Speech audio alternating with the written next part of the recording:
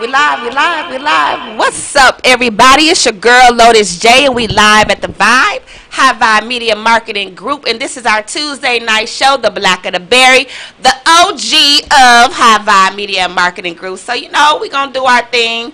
Yeah, you see somebody different sitting in GC. Right, but he's still an OG. Right, kind of look like G a little bit, but not. A little bit, not really. Right. No, a little bit maybe. Yeah, a little but bit. Yeah, we're gonna hang out tonight. We have different family in the house. So this is Shane, and he's sitting in tonight. He is our special guest, and we are talking about making that money for our community, for our people.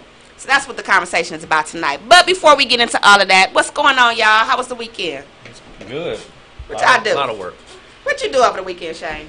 Well, most of it was working on this website. Okay. That new website that we launched that's nationwide now. You know, the website was just local and kind of just constrained to Dallas and Fort Worth. And so then I've been working on it about a month now. Okay. So now we're nationwide. So we're trying to just. That's kinda exciting. It really is. Mm-hmm. It really is. To be able to go anywhere in the United States and type in barbershop and not have to put black in it. Just barbershop and find black barbershops or beauty salons or whatever business you're looking for that's black owned in the area you're in. So yeah, it's exciting. I love it. Yeah. And y'all gotta know I'm hyped about this show because everybody that knows me knows that I have this passion for building black owned businesses. And it's so real because I believe that our true freedom and our true growth and just the stability of our community is really based on economics and how we treat our money, how we build with each other. So this show is very important to me. So y'all, you're going to get a treat tonight because this is the man to bring it to us. And he has a lot of information for you as to how you can grow your business. But we're going to talk about the weekend. What you do, Solar? Oh, this weekend, my daughter had her first softball game. Oh, how'd that go? 2 back-to-back. It was great. It was great. It was a great game. The first game, you know, they didn't do so good because, you know. That's okay. It was the first game. Yeah. You know, that was her first time ever playing softball. But the second game, they did real good. Okay. Like, they kind of knew, like, where to throw the ball, throw the ball and stuff like that. She had fun, though, didn't she? Yeah, she did. And that's what's important. She's very, like, you know, she's athletic. She likes stuff like that. She's 8. Yeah. So just, kids, you know what I'm saying? Cool. Later that night, I celebrated with one of my girlfriends. She is getting or has gotten or will be getting soon her master's in, let me make sure I get this right, education curriculum development. Okay. I think that's what it is. So we celebrated that success on Saturday night. Good. So big ups to Q. Congratulations. Good. Congratulations, sister. Yes. So we did that, and of course I was exhausted from a long weekend. And then on Sunday, I hosted a baby shower for my cousin. Okay. So got through the weekend. That's a lot. Right. Yeah, I did That's a lot. Yeah, it was a lot. But the baby shower was a success. I was a little bit nervous because I was the one that was doing it. Right. And I had just went out the night before. But I had been planning, you know, all week and doing arts and crafts and stuff like that. But people showed up. The games were on point. The decorations was wonderful. The family was just, it was family. So it was great. So I had a very long and exhausting weekend. And productive. But it was very productive, yes, and it was very fun. Yes. Good. Let me see, what did I do? Brick house. Of course. Let me think. Brick house. But yeah, but I have to say, I am very blessed to work in a place where it is work, but I enjoy being there, and I've never been a clubber before that, but it's a different type of environment. So y'all just saw our commercial, and if you are looking for commercials, we can do that for you too. So make sure y'all get at us, because the guy that did our commercial, big ups to him. He is wonderful, fabulous. You see his work. So if you want to get more marketing for your business, we can help you with all that. We're going to talk about that a little bit more in the show, but this is our way of really expanding and bringing black folks to excellence. And my homegirl that I knew from a few years ago, she had this company called Black Excellence, and that's exactly what it is. It is black excellence, and that is our goal, is to raise our people to a higher standard, and we can deliver clean and crisp and professional, good customer service, all of that, like anybody else. So that's what we're going to talk about tonight. Before we get into that, so let me see. Did I do anything else? My sister had her birthday this weekend. Yes. Happy birthday, I wasn't able to love. go home because the weather was kind of crazy, so I didn't get a chance to go. So we're gonna go to lunch, but still, happy birthday to her. What else is going on? Nothing. Brick House, yeah. That's it. That's all I got. That's good. That's all I got. But that's good though. Yeah, Brick House is always doing something. Yeah, we got a lot of stuff coming up. Mondays and Tuesdays. Yesterday, but we host like private events on those days. Like last night, we hosted a prom on for a beauty school. They wanted to do something special, elegant, so they had a prom that came in and hosted. So we are open for other special events if you're interested on Mondays and Tuesdays, and even during the day, corporate marketing and events, and you have your business that needs to come in for some programs or whatever. We can do that too. So yeah, we open our doors whenever the need. Yeah, I got you. So you really don't have a break. No, that's okay though. It's production. It's movement. That's it. That's all good. So yeah, let me see. Let's talk about some things coming up. There's a lot coming up in the community. I know you all have been getting the messages about Malcolm X Festival. Is May 19th, and it'll be held at Pan African Connection, and that is in Oak Cliff. So we want you guys to come out and support that. We do have a fundraiser coming up next week. It's a fish fry, and that is to help raise money to pull the Malcolm X Festival. It's a big family affair, so definitely come out and support that. That information will be on the Black of the Berry as well as HighVibe's media page and our Facebook pages. So check those different things out so you can find out what's going on in the community. Let's see what else we got going on. Brick House, of course, we have our weekly. Tomorrow night we have our talk show. It is called The Situation. It's always juicy. So this is something y'all really need to come out to. Come out to the Brick House on Wednesday evenings and take part in this conversation. We always have some really intellectual, it could get a little feisty in there, but y'all missing out on some good conversation. And it helps you to see the inside of the way other people think. So ladies, this is your opportunity when you want to figure out why men think like this. Just come and listen to them. They're going to tell you. So this is your opportunity to see inside their head. So that's on Wednesdays at 8:30. And then on Thursdays, we have our line dance classes. And that is at 7 o'clock with Yolanda. It's a lot of fun. There's no charge for the talk show, for the line dance classes. We just offer different things for y'all to come out and have a good time. Grown folks style. So let me see what else we got coming up. We do have our buffet on Fridays. Free buffet, good food, good music. Come kick it, eat good. We do want y'all to buy a couple drinks if we gonna feed you though. We do want you to support the biz. I'm sorry, G, because I know you don't want me to say that, but I'm about getting that money in the door. But anyway, y'all can come out. The buffet is from 6 until 8. If you need to make a reservation, you can look us up and do that.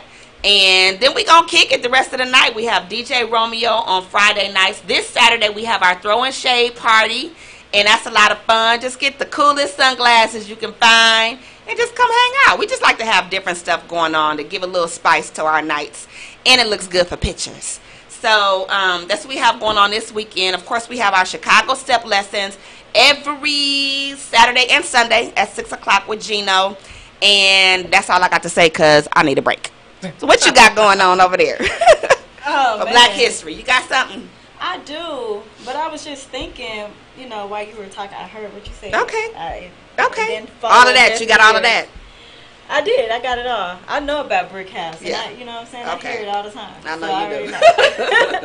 But I was thinking, I was like, man, our listeners, like, because I really, like, I'm learning just like everybody else, right? Mm-hmm. And so when I research stuff and look for stuff, I'm thinking like, I wonder, do our listeners know this? And then, you know, and it'd be bits and pieces here, but I'm really thinking like, man, our listeners are so intelligent and so, you know, well studied that they probably know all of this stuff. You know what I mean? And so it just kind of made me feel like, what am I doing? Oh no, I think we really bring new stuff to people every week. I mean, I hope so. And then I also think about, well, maybe, you know what I'm saying, maybe this sparks a memory and they're like, oh yeah, I remember that. Because a lot of times when I read stuff, I'm like, oh yeah, I remember that. Right. So my Black History fact for this week is, we don't have no music because G bailed on us tonight. Of course. G, yeah, we talking about you. We need to make our own music. You and GC, so. I gotta make some music. Y'all want me? Like, come on. What you got? What you got? No. Let's see what we pull up. That's what he do every week. Pull up some music. But go ahead. Okay, while he pulling up his music, I'm gonna rap for y'all. Lottie Dottie, we like to party. We don't cause trouble. We don't bother nobody. We're just the men that's on the mic, and when we rock up on the mic, we rock the mic, right? See, I know the Snoop Dogg version, so I had to make sure it's the same words. Okay, but I think he a little cool with it. He switched Lottie up a Dottie, little bit. we like to party. He just was high, so I know, right? So I'm thinking like, okay, I don't want to say the wrong words because I know the Snoop Dogg version. You know what I'm saying? But he gonna come. I can get okay. You want another rap? Okay, let me see. 1, 2, 3, and 2. Why I got Snoop Dogg on my mind? 1, 2, 3 into the 4. Snoop Doggy Dogg is at the door. Okay, what kind of music y'all want me? Come on, let's go. Put it to the mic. There we go. That's that grown music. Hey, I like this music.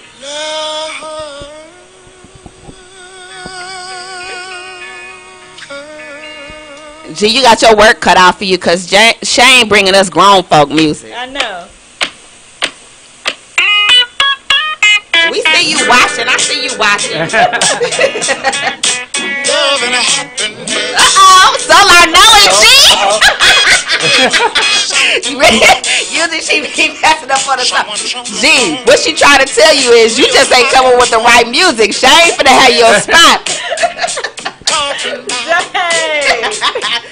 it, I didn't say all of that. No.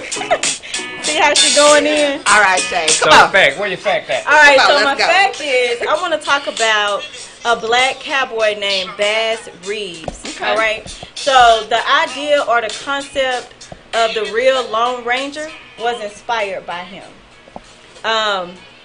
He was a black man that was born into slavery. He escaped. He fled west to like India or Native American territory, and he was a deputy U.S. Marshal. He was a master of disguise, and he was an expert marksman. So those were like his three main, things that he was good at. Okay. It said that his companion was a native person. So at first I was like, oh, maybe he had like a buddy or a comrade. But now I'm thinking that maybe his companion was like a female, like his wife or something was probably Native American. There were a lot of other black cowboys like him. And what happened after the Civil War is that a lot of black men fled west, just like everybody else who went west looking for a better life, money, just a better way of living. But after the Civil War, a lot of black men, went west with the hopes of like, going out on the open range and actually being like a cowboy. Talking about. Although there wasn't any like real racial tensions there, but the black cowboys were expected to do like the hard jobs, like breaking in horses, or they would be the first person during a cattle drive to cross over like a flooded stream or something like that. So they were expected to do like the really rough jobs. What else? Oh yeah, and the term cowboy, which I kind of knew this, but I had forgot. The term cowboy was actually a derogatory term. I didn't know that. That was used to describe black cowboys, or what they call them, cowhands. So they were actually being derogatory by calling the them original cowboys. word cowboy. Yes. Oh, really? I didn't know that. Like I knew it, but I forgot, and then I read well, it. boy, and I it was too. Yeah. So well, I guess that's where it comes from, it kind of makes sense, right? Yeah. So That's my Black History But I would think that white people was probably called cowboy first. Well, I mean, in my mind, that's how I think of it. Well, but here's the thing. I think the media, you know, when television and stuff came out, they tell us the story they want to give us. They always put, show like the white man as the cowboy. You know, the one that's on the open range, and and you know they have this whole image, right? They have this whole image. So you never really think about the black people that were a part of that imagery too, right? And so I think that's the whole idea or the concept of cowboys of color is they're letting you know, like, hey, it wasn't just only you know, white cowboys. There were black cowboys. There were Hispanic cowboys. You know what I mean? So, but they're not like the only ones that represents the West. So. Bass Reeves, y'all. Okay. He's the one that set the tone for the real Lone Ranger. Okay. That's good information. Yeah. I love learning new stuff. Oh, yeah. I do. Always. Always. So what you got for us? Is something easy? No. Yes, it is. Okay, so we have not had an African proverb in months. I've been doing quotes. So we going back. So what I'm going to do, Shane, is I'm going to throw out an African proverb, and y'all just have to interpret it. That's all. Okay. It's very easy. Okay. But I need some theme music. I'm going to need some music. Not the same music. So, so I'm going to rap while you come up with some music. Okay. Let me see. Hip hop. No. How you sing that? You know what song I like? Friends. Who is that? How many of us have them? Yeah.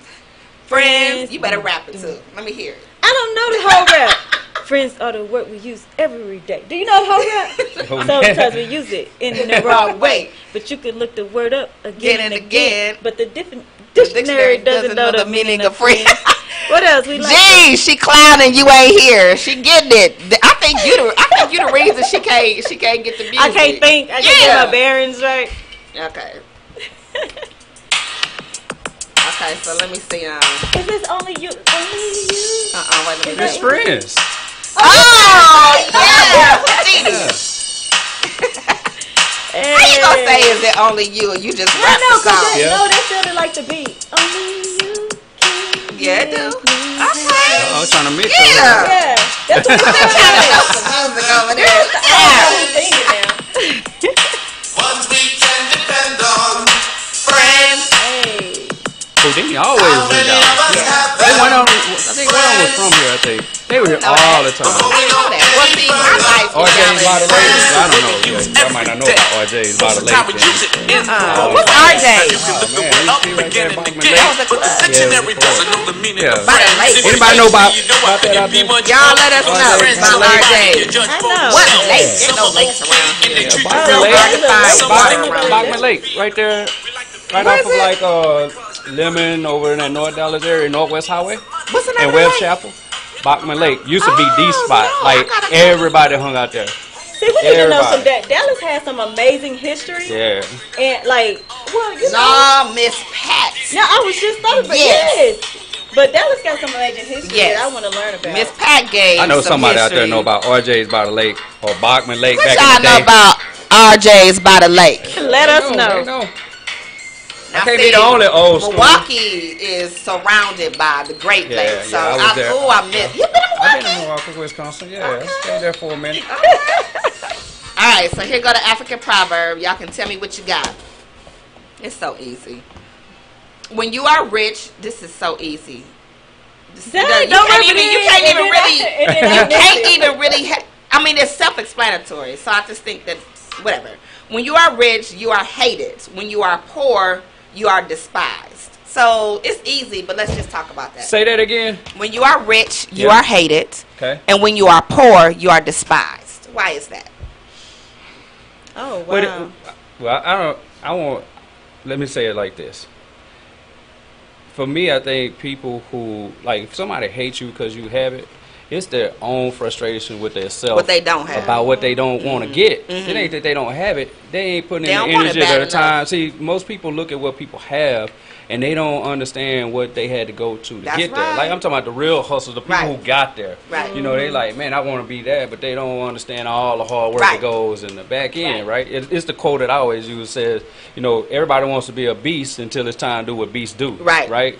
And so you don't understand that. So when you're looking at somebody who has it, a lot of that hate and all that stuff come from just really your own frustration, like Mm-hmm. And then the ones who, like say, when you don't have nothing, what's the other side? If you don't have it, and when you are poor, you're despised.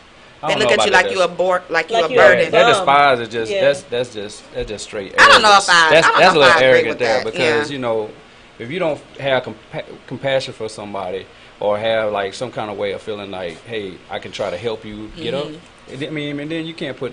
Sometimes you can't put that energy in them people either, though. You know, a certain energy you can put out there. Like if somebody don't want to help themselves, then you kind of got to move on. But and you got to be wise with where you spend your time. Right, exactly. Then I also think that people look at poor people like you know, if you're able-bodied, then how come you can't get out there and get it? You know what I'm saying? Like I did. And so I think that's where the despised part come in at, because they feel like there's nothing wrong with you. Your legs, your arms, you know, everything is working. How come you don't have it? Yeah, without knowing the full story, right? Let me tell y'all, I saw this post. This is ridiculous. I don't even know if it's true because there's so much crazy stuff that's on Facebook. But it was really funny to me. So the guy said he was driving and he got stopped at a light. You know, somebody, I guess homeless person, asked him if he had some money. He said, "Nah, I'm sorry, I don't carry no money. What about some change in your cup? You know, your cup check? Nah, I don't have none." The dude told him, "Well, you can send some money to my cash." And gave him the number. I don't know if that's true. It was very funny to me, right? Because it really can be true. Because I've literally heard people say that they make more money panhandling in a daytime. I've heard that too. Right. That is so hard for me to. Well, it's kind of hard for me to believe. It's hard for me to believe too, but I've heard that. I heard that people I think I've seen some kind of imagery somewhere where like a person was panhandling and then they go and get in their Mercedes or something. That's crazy. Like, you know what I mean? I've seen articles and reports. That's like crazy that. to me. I remember I was in Beverly Hills, right? I was doing I was on a junket, like a movie junket, and basically, you know what a junket is. They were this is where they get all the media. They fly you out, put you in a fancy hotel. You hope they put you in a fancy hotel. We were staying in Beverly Hills, Wilshire, so it was fancy. And we were doing interviews with the cast from Beauty Shop. Okay.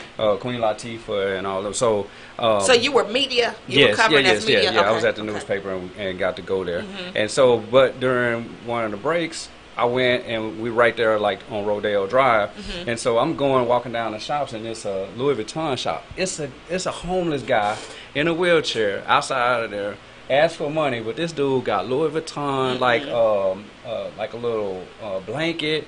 He had on some like Gucci shoe. I was like, and he asking for money. It's just hard for me to get that dude. I mean, you got. I'm sure maybe they gave you that here, or somebody came through with some money and felt sorry for you. But it was hard for me to say, I can give you something. Don't it feel like you kind of right? Like I ain't even got that right. No blanket. So and then I think my daughter just came from L.A. and we have family there, right? And so. She was talking about how the homeless there have cell phones, and so when I first heard, she's like, "Man, I've never seen people like the homeless people had cell phones. They didn't look like they were homeless." How they even charge it? And then I watching a show, and I think it was Grey's Anatomy, and they was talking about they give homeless people phones. There's a program that gives them phones in case they ever have an emergency and need to call their family or something. So it was a program that did that. So it's like, okay, but at first I was like, how y'all got cell phones asking for money? So that means they got cell phones and probably don't even have to pay the bill. Yeah, so a lot of times, like I said, what happens is perception, it kind of gets you thrown off because you think you haven't made up in your mind. You saying with like, hey, if you able to walk, you're able to do stuff. You should be able, not knowing if they got mental problems, they might just got laid off. It just may be whatever the situation just never really know. So it's really good to kind of, you know, it's hard not to judge, period. and to really ask people, you know, like what happened. Yeah. You know, I know that's kind of. See, I'll be kind of like, and usually when I encounter people that are homeless, it's usually I'm already in the car driving. Right. So you really don't have that time to do that. But it'll be nice to just kind of know like somebody's story. You know, but then if you anything like me, you get so invested. And you want you know what I'm saying? Right. Just throw the whole I actually wanted to have a show on here that's called Everybody Has a Story. Yeah. And bring random people. Right. Like I bring them in, give them lunch, and just, you know, because I think it's very unfair that we judge people and we don't know their story. Because I know my life, is completely different than what I thought it would be. And I think most people is like that. Yeah, yeah. You know, so I think that sometimes we do need to kind of fall back and see these individuals as not homeless people but people. Yeah. And I'm going to tell you a practice I did. Especially when I had my minivan, I used to ride around a lot. And so because I was always in South Dallas and always getting asked from somebody on the corner or walking up to the barbershop, so I just kept like these little packages, like I would create these little like bags of like snacks and like little almonds, bottled water, or like fruit juice or something. And instead of giving money, I was prepared. So cause I know I'm about to run, I know somebody gonna ask me. You gonna ask me for something? So especially where I'm going, so I just kept my stuff there to always be able to say here, and it helped. It helped me feel better about giving something to somebody as opposed to like trying to quickly assess them, like, should I give them something? Let me check out what's going on with this. So but I did that, but that's because I had smaller children, so I always had snacks in my car. But I remember one time I gave a man an apple, and he was like, "Well, I can't eat that." So I was like, "Well, take these noodles then." Right. I'm sorry, take these noodles. I think I had like noodles and fruit, you know, and I would keep water. But that's cool though to actually prepare packages like that. But y'all ain't never had one homeless person go off on you though, have you? Like get mad, like want to fight, like because you didn't give them nothing. You know you got some. I had that a couple of times. You know what I had happen to me? I had it a lot of times, but it was like I had that happen in South Dallas at the McDonald's while I was trying to come. One thing I do, one of my pet peeves is if I'm driving up to the drive-thru to order, I hate somebody to come like in right there and ask me for something right while I'm at the window. Because you can't do nothing. It's just a bad vibe with me. First of all, you kind of in my space, because I'm kind of like I'm bullied. I'm kind of protective of my environment, so I kind of like, hey man, you're a little too much in my space. And then you let me order my food first. Can I order first? Dang. And then one time my wife would tell you, we was in New York, and it was a guy. He was homeless. I don't know if he was even homeless, but it was a guy begging for money in New York. In New York, full of hustle. So you gotta be like really like, just know that. And so this guy was asking for some money, and I was man, we was feeling good in New York. We was up there for my daughter was in a competition up there for modeling and some other stuff. So we was really in a good mood. Our first time to New York, we closed we on the far end. We're standing in Manhattan, but we're down on the end by JCPenney and some of the other stores. So we walking by. The guy was like asking these people for money, like, "Hey, can you help me out?" And so it's this like white couple that's going by with their kids, and the guy just kind of like, no, kept going. And this dude just started cussing them out. I'm talking about like going hard. Right as I was digging in my pocket to give him something, and I heard that exchange, and I was like, I told him, I said, I was gonna give you something, but how you handle them? I said, they don't have to give. And so this dude, we got into a argument right there, walking. This dude walked with me the whole time. Wow. And it was the whole to shorten this, we end up kind of coming to like an understanding on some stuff. And then I ended up giving him like a couple bucks. But I was like, man, you gonna ruin your blessing. You just played yourself. Like, dang, you know what I mean? But, I think I wouldn't have been with my family. I wouldn't have. So do you think that that's kind of like a feeling of entitlement? I don't know what that's crazy. Well, I think it's crazy. What you think? I think it depends on their status though. Like maybe he was that's how he hustled. He was a hustler. Yeah. You know what I'm saying? So that's how he responded. I don't even know if that's entitlement. I think that's just I don't want to say culture because I don't mean like racial culture. I mean like the environment. The culture of that. You know what I'm saying? I think the dude was mental. That's the other thing. You have to factor in is that like you got to be careful even engaging in conversations because you just don't even know where that can end up. Yeah. So because a lot of people are on the streets because of, like you said, mental instability. Yeah. So I had an incident where a guy just it was some years ago, but he leaned over in my car, like I had my windows down, and I had my head turned, and he just leaned over in my car, like, "Hey, you want to buy these chains?" And I was like, right. It was just me and like my you dad. all But he was like hanging over in my window, and I was like, "Excuse me, can you can you back up?" Right. But he could have easily did something to me. Right. I was a little scared. I ain't let him know that I was scared, but I was a little scared. And I was like, "Man, get away from my car!" It just kind of shook me. It's too much. Yeah, they're just bold. Yeah. So I don't know. It just kind of depends. I guess if you feel giving, give, and if you don't, Then don't. Yep. Let the spirit guide. You're not getting off. I'm still gonna give you one for you to interpret. Okay. You're getting on that one. Okay. So, I got another one. Go ahead. You ready? I'm ready. You ready? I'm ready. You ready? What is sweet in a fool's mouth will surely finish. I don't even understand this myself. Finish is money. What is sweet in a fool's mouth will surely finish. Yeah, I think they typed that wrong.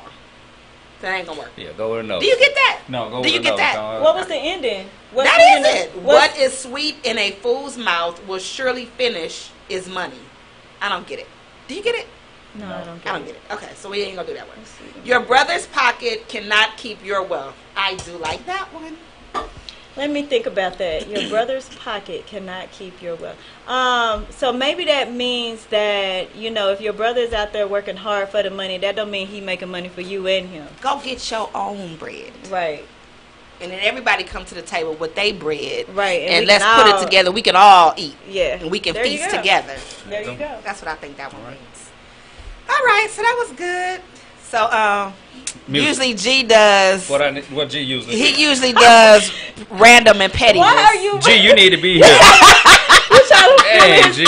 Now, what is it? Randomness and you what? Got any petty? Just some petty, random thoughts? Like literally, he just come off the dome with these petty and random thoughts. Well, I got one, but it's hot topic. Come on, let's go. It's about that Starbucks thing. Let's go. Oh. You know, that's why I say it's gonna be kind of controversial because I look at things a little different. I don't know than anybody else, but I look at things from a different lens.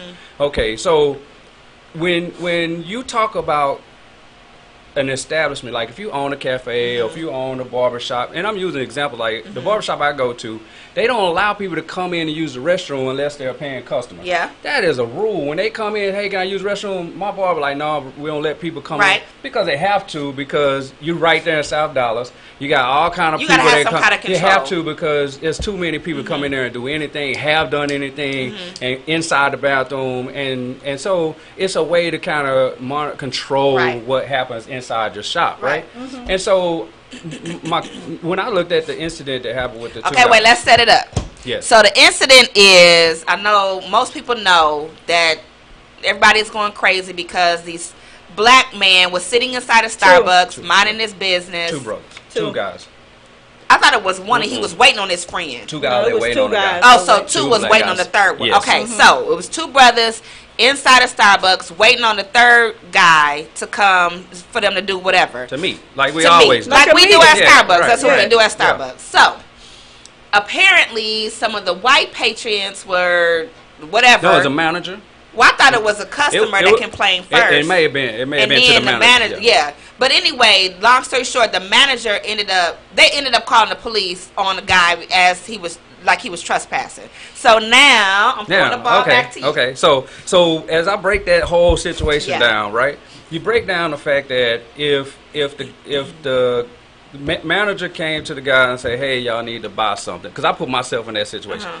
Hey, y'all need to buy something. You're going to use the restroom, or if you're going to stay here, you have to buy something, right? So you take that, and that's one part of this situation, right? So you have to figure out what's their policy from Starbucks. What is the policy on people coming in who don't pay, who haven't bought anything, who are trying to use the restroom? Is it different at each location, or just hanging out? Because I've done it. I've met clients there.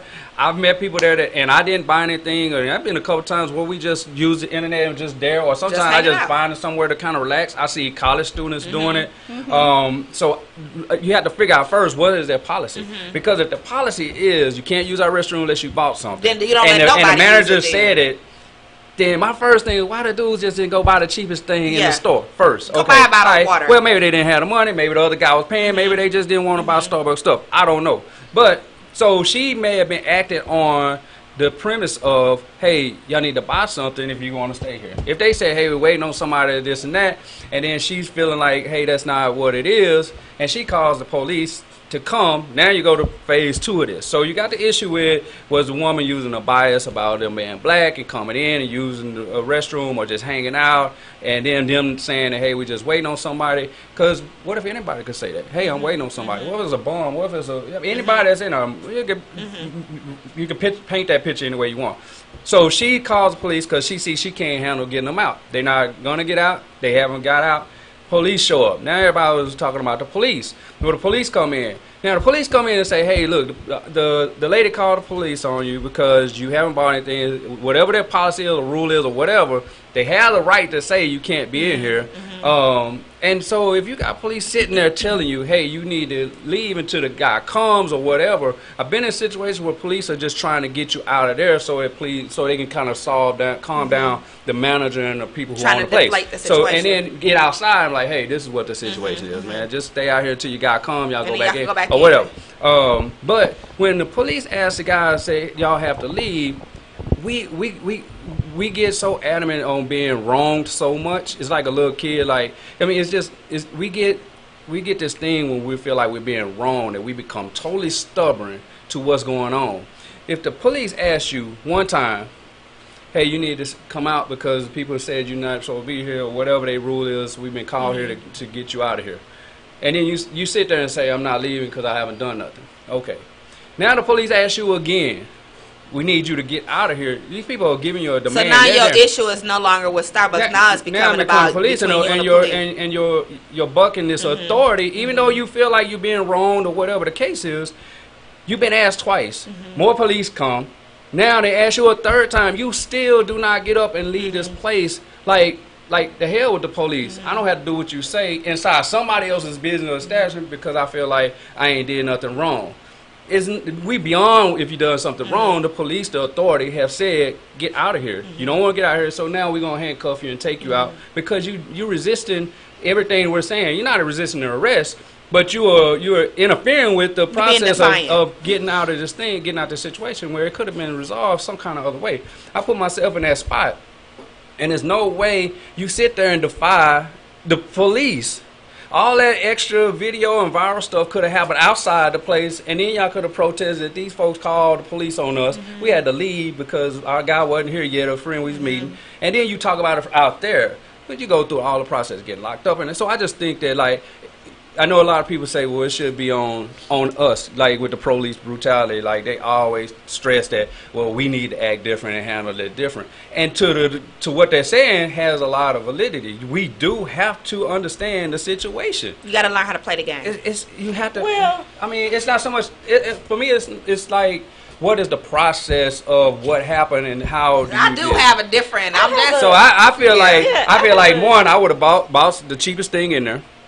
If that wouldn't have worked, or if I didn't have the money, or whatever the case was, then after the police tell me police tell me one time that I need to step out the place, I'm out. I'm coming outside the place. And then I almost don't want to be at the place no more. You know what I mean? So I don't even want to go in there and spend my money because that's what it is. That's just me because of my own personal experience with police officers and understanding. Like, when it come down to it, yeah, you could probably go back and sue and do all the other stuff. But right at that point, they had the authority to do what they have to do to get you and remove you out of a situation. Well, here's the thing. They weren't charged. They were. No. They were, but the district attorney threw it out when they got it and booked them because they was in jail for 9 hours. Yeah, when they presented the thing, the district attorney like it's not enough process and let them go and release them. But why do you think that though? Why? I think what? Why do you think that the district attorney just was like, nah, this ain't enough? Because it wasn't. Exactly. Yeah. So you don't think that at some point that was racially motivated? Because listen, from who? The police or the lady? From the lady, and then it was probably aggravated. I believe the police got aggravated by the other white people that were white patrons, that were standing up saying, "Hey, what did they do? Like they didn't do anything wrong. Why are you putting them out?" I think the police their first objective is to come into a situation. If it start getting rugged, whatever, they have to get whatever it is and remove that out of the thing to calm it down. But again, you can't tell me if the police came in here right now and said, "Hey, Shane, you need to come outside because we got a complaint. You too loud or whatever. You need to come out." And I'm like, I'm not going out. I don't have the right to say that to that dude. You're gonna step out and figure out, okay, so what's going on? But listen, and that's what he's saying that they should have did is stepped out. Because most police would, when you come out, with my experience, I'm sure it's not this all. And I'm just saying this is not all the time, but for the most part, police officers get you out. I'm like, hey man, I just had to get you out because they call. I see what you're coming from. You know, I understand what you're talking about. But you still got to go. But you got to stay out here until you got to get here and y'all buy something or something. Here's my thoughts on it. I feel like it's completely racially motivated. Completely. Exactly. I was at Starbucks. I guess it might have been Friday. I think it was Friday, Thursday or Friday. This chick comes in with her lunch, her juice box. Right. And she just come post up because she comes to study, get on her laptop, whatever it is that she's doing. That is what Starbucks is known for. Right. Yes. So I do find complete fault in the fact that they called the police, period. So the customer that was, in my opinion, the customer that was complaining to management could have handled that differently. And just is like, everybody knows that Starbucks is a meeting spot. Right. And it is not up to another customer with somebody else, because what I heard was originally the customer complained. Now, how is the customer business? I don't know. Right. Yeah. Period. Right. Because from the looks of it, the man wasn't bothering anybody. He's just sitting. If he's just sitting, minding his business, then why did they have to bother him? So here's the X factor. Okay. What if they had a problem about homeless people or people coming in there in general that's just posting up or sitting in there that have caused disturbance or have kind of broke up rules? But if the man ain't called, but if he hasn't caused any disturbance, what does that have to do with? That ain't got nothing to do with him. On top of that, he wasn't acting all crazy with the police. Now, usually you will see instances on the news where, you know, black people just being loud a bit, but that wasn't the case here. They were super calm. And then I think I heard on the video he was, I think he had said something to the officer about talking to him any kind of way. So I'm assuming that based on that line, that the officer probably was a little bit disrespectful. Okay. But you didn't see any tussling, no wailing of the hands, no loud shouting. It was no drama. Yeah, they were sitting on their phones. And again, like Loda said, Starbucks is known for people gathering, just doing studying, business meetings, conversations. So the manager, he got fired. And he should have. And on May 29th, Starbucks is shutting down all the locations so that they could talk about this biasness to employees, bias training for employees on the 29th. So I respect that. I respect that. But I think the only way that they could justify that is if there's a sign up that says no loitering or something like that. But if these people... But how you going to discern that? When I said, we think of all the... And I've had so many meetings at Starbucks. I had so many times where I just went to Starbucks just to get away for a peace of mind and just kind of study. Exactly. I do it all the time. Yeah. So I do it all the time. I think it's got to be, like I said, it's so hard to kind of figure out what their policy is or what it's going to be and how they deal with it. And then how do you determine by looking at somebody besides their color? So that's what it's been. That's all it's been. Is the color, right? You can't. Yeah. I mean, like, unless you have no loitering or you change the dynamics of Starbucks. But that's total bias. But it's understood what Starbucks is. Yeah. You know what I mean? So you really can't. It's a Wi-Fi hangout place. That's basically it. And you buy coffee if you want, and you. Most people don't even like that coffee. They come for the ambiance. They come to hang out at Starbucks. Exactly. Because it's Starbucks. Exactly. That's just what you do. But that's okay, because I'm gonna open up a coffee shop called The Vibe in DeSoto, and all of you are welcome to come and hang out. And we'll allow you to use our Wi-Fi, but I do want you to buy a drink.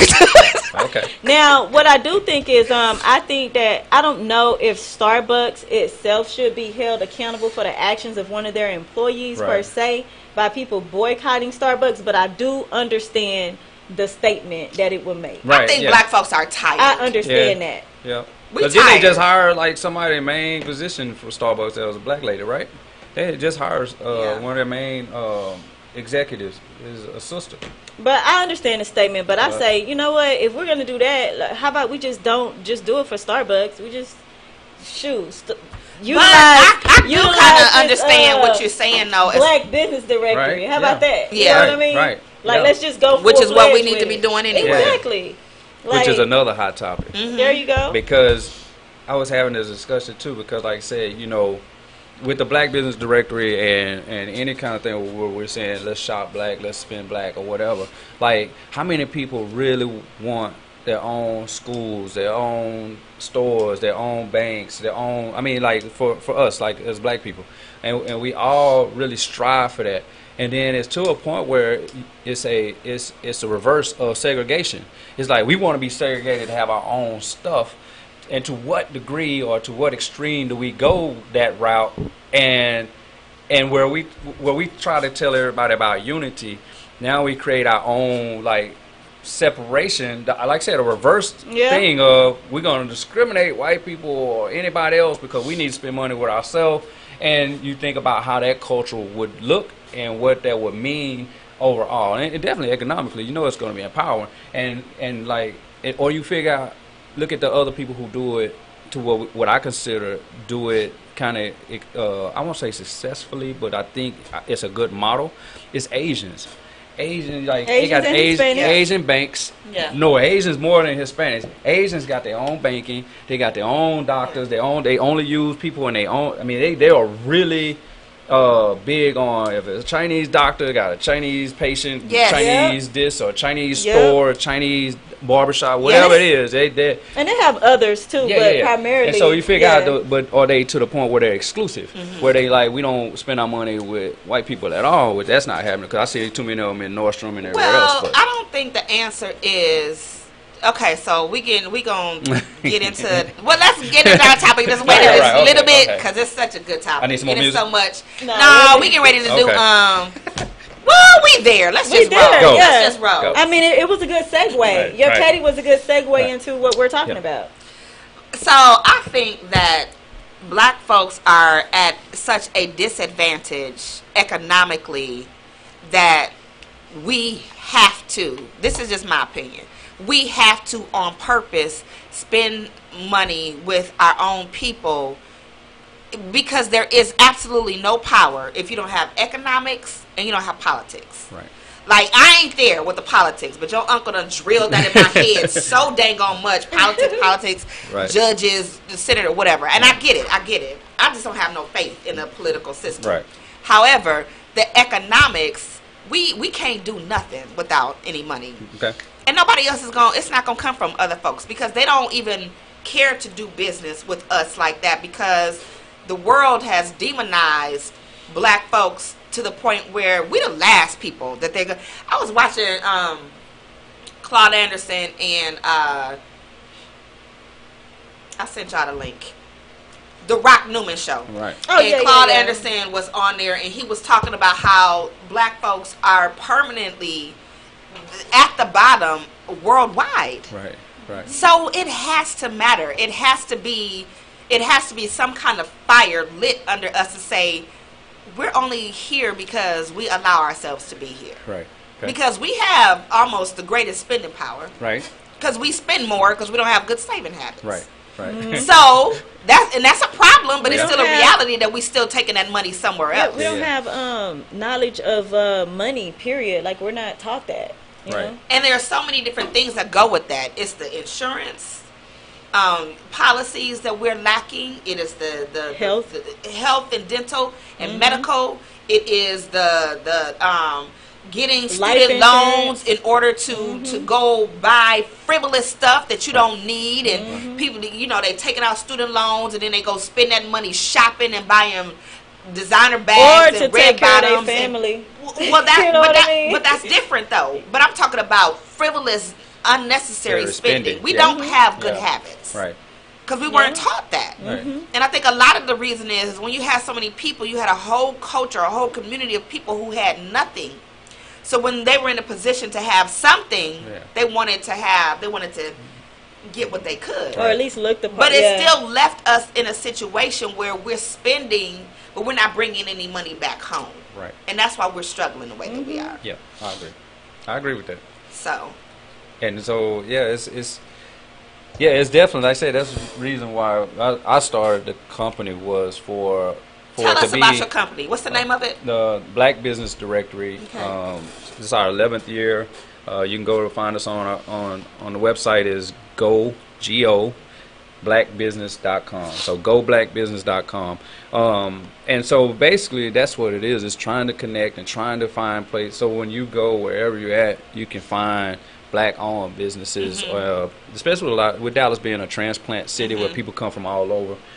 It's good for them to be able to, connect, know what clubs, know what hairstylists, or whatever it is that they're looking for, nail tech, whatever church, everything, food spots, whatever. And so, that's definitely the principle behind it is that teamwork makes the dream work, right? And so I really am a big believer that when Martin Luther King Jr. was talking about freedom, financial freedom was like the top, which again, as I said, there is no freedom without that. And so you have to, we as a culture have to figure out, and there's people out there, there's organizations out there, there's a lot of things going on that's trying to help that movement and push it to where like banking, like even finding a black bank or black owned banks and trying to get involved with that and figuring out how to make that an empowered kind of situation for us to get our credit cards through them or get your loans through them. And so that's one of the processes.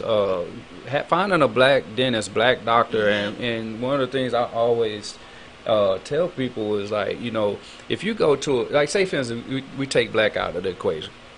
If you happen to go to a white dentist and a white dentist messed you up, you don't crucify all white dentists. You go find another one, or you go find some Asian or something else. You might do something else, but you're not going to crucify the situation that it was a dentist that messed you up. You might sue him, you might get mad. You're not going to say, this is why I don't go to white dentists. Yeah, but we are so like set on like unforgiving. Like man, we make mistakes. If somebody send me an ad and I happen to create an ad and I sent it out and it was misspelled, that's a mistake. It's not something I normally do. It's not something that I try to do.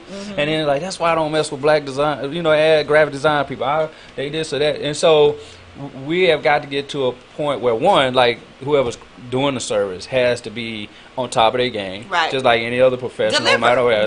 And then when you do mess up or make a mistake you try to figure out how you can remedy that with good customer service, and figure out how to make that not happen again. And then, like I said, we as the consumer have to figure out, like, okay, we give somebody a chance, or be a little more forgiving, or not be so like adamant about like this hatred kind of situation towards each other, right? We crucify the whole race because of a mistake. Exactly. And so it's a lot of little things that I always try to talk about. And that's one. It's got to do with the crucifying of each other by mistakes or errors that's made by a business. And the other one is for the consumer who always want the hookup. Like I could charge $75 to design something, and I got to hear, can I get a discount? Can I get something special? Can I whatever? Can you but knock a little when bit they go off? to a white person, somebody else, or Asian, anybody else, and be like, hey, it's $150. They pay. You're paying $150. Now I don't know if they're doing that based on they trust the other races more, that it's gonna be better or whatever. But whatever that thing is, that dynamics. It's like, come on, bro. That's how it is. I have a question. Can I give a couple shout outs real quick? Okay. So shouting out to Jeffrey Coleman, who is watching. Cam, my homegirl from Milwaukee. G, we see you watching. I'm gonna read y'all a couple of his comments. Teresa, and who else we got? Ranisha just had the babies. Ranisha Webb. Okay, Ranisha. What's up, Ranisha? Kenneth is watching, Chandra, James, Larome. So we appreciate y'all for watching. Charlotte is always supporting, and we appreciate that. Daryl said economics can only take us so far. It's the people who make the laws that control the world. We need both politics and economics. I said I know. I get it. I agree. I'm just on the money tip and you more on the economics. Okay. Right. So what else we got? Okay, so what were you going to say? My question is, okay, so do you find that, so out of 11 years you've been in business, right? Yeah. And you've been selling advertisement or whatever it is, right? Yes. So do you find that you have to do more, like, have extensions of the Black Business Directory as by way of like maybe like business mixers or something like that to kind of get black people to buy into the idea or the concept? Yes. Of advertising? Yeah, I think it goes into, for me, it's part of your marketing formula, right? Because you buy from people, it's like different ways that you can get business, right? So if you have a business, say you're an insurance agent, people are only going to buy that from you if, one, they word of mouth. Somebody like your sister, hey, my sister, my aunt said you was a person to go to, you did a good job for them. The other one is gonna be you have to do some type of marketing, advertising strategies, or you have to be out. People need to know and see so that you have validation, right? Because most of the time I do the mixers, we do lunch and learns, we do events so that people can come out to see what we do, what we're about. I think we should host a lunch and learn at Brick House during the day. Yeah, that sounds good. Ahead. So we I do a financial literacy partner with shout out to Clifton. Mr. Clifton does. He's over the Empower series that we do once a month. Okay. And it's part of with Co-America Bank, it's NABA, National Association of Black Accountants. And so we do things like that often. But those things do give validity to your company, to your brand. So branding, advertising, and then what you deliver, you know what I mean? Because when it all boils down to it, it's how effective are you, what kind of ROI, what kind of response, what kind of money you generated for people who are spending money with you. So and I'm always teaching people when they come to me, they're like, well, how effective is your email marketing, or how effective are me advertising on one of the television screens or something inside the restaurants or nightclubs? And my first response to everyone is it's not if I'm gonna get you out there. We're sending out to 43,000 people in our database. We have the screens in over 12 locations in Dallas-Fort Worth. Your ad will be showing, your video will be playing, your message will get out. It's not if I'll be able to get it to people. Now it comes back to your advertising. Is it fuzzy? Is it blurred? Is it like how is it professional? Is it clean? And then what is your message? What are you trying to accomplish? Do you have some kind of campaign going there where you're not just hitting like our market, but radio or television or newspaper? What are you doing to make sure that your own advertising strategy is successful? And so we try. What I've realized is that we fail as people when we start a business to do the proper business plan first, because I didn't do it. I admit I never did one. I know a bunch of businesses who start and they think word of mouth is going to get it. And so when you ask them about what's their budget for advertising, they're not in there. They just hope that they got an extra $200. It don't matter that you spend $500,000 on your business if don't nobody know about it. Yeah. So with a business plan that was shown you, or if you took business courses, which most of us have, you'll understand that the most important part when you're doing that business plan is the marketing. It's just important as what you're paying employees and what you're paying for your lease and everything else. Because you ain't gonna have no money to pay nobody if you don't get the business out there. This is an example I give. When we went through crisis or when things are rough economically, then people cut back on advertising. That's first. So they cut back. So now here you go. If this is a company A and this company B, hard times just came. Company B said, hey, I'm cutting back on advertising marketing. Now they've been less visible in the place where they need to be the most visible. This is when you really probably ought to advertise more because people are spending less, so you have to get you got to be in their face. There, right? Why does McDonald's advertise on Super Bowl? Why does McDonald's even have to advertise right now? Why do they don't, but they do. Because they keep you on their mind. Millions and millions of dollars. Man, so McDonald's can stop advertising right now and still make a lot of money. Yeah, but they spend a lot of money, right? And so it's a reason behind that.